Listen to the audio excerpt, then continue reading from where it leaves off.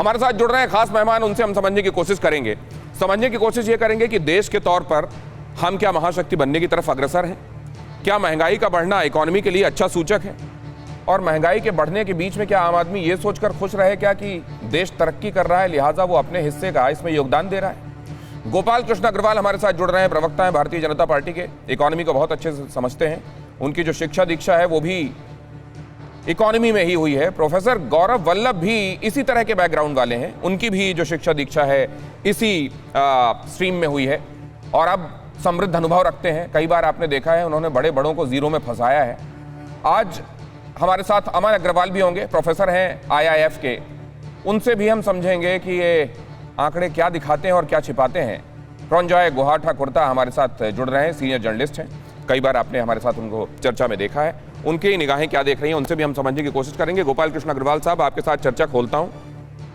करा रहा है आम आदमी, जनार्दन कराह रहा है, जनता अगर जनार्दन है तो राजा को इसकी सुध है?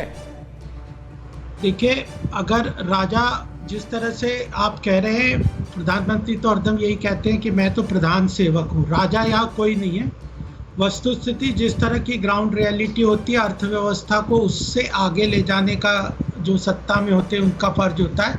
और जिस तरह से आर्थिक प्रगति के रास्ते पे हम बढ़ रहे हैं सभी क्षेत्र में, चाहे मैन्युफैक्चरिंग हो, चाहे इंफ्रास्ट्रक्चर डेवलपमेंट हो, चाहे ईज ऑफ डूइंग बिजनेस हो, डायरेक्ट टैक्स कलेक्शन हो, इनडायरेक्ट टैक्स कलेक्शन हो, तो उन सब तरीके से FDI है, तो उन सब चीज़ों को, पैरामीटर्स को, मैक्रो इकोनॉमिक पैरामीटर्स को अगर हम देखें तो कोविड की इतनी बड़ी त्रासदी जिसने पूरी इकोनॉमी को, पूरे भारत की नहीं विश्व स्तर पर डीरेल कर दिया था, उसमें हम एक पॉजिटिव और स्ट्रॉन्ग रिकवरी के रास्ते पे तेजी से अग्रसर है और हमारी इकोनॉमी अगर प्री कोविड लेवल पे ऑलरेडी पहुंच चुकी है और आने वाले समय में भारत केवल विश्व की सबसे तेज गति से बढ़ती हुई अर्थव्यवस्था ही रहने वाली नहीं है, बनेगी, लेकिन सस्टेनेबल बेसिस पे, जैसा मैं प्रेस कॉन्फ्रेंस में भी अभी पीछे कहा था कि हम जरूर डबल डिजिट ग्रोथ की तरफ अग्रसर रहेंगे। तो महंगाई क्या उसी दिशा में सूचक है सर?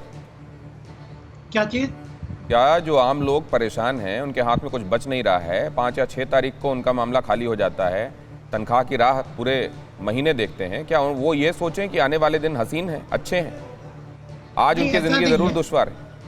नहीं, अगर सरकार जिस वर्ग को, गरीब को,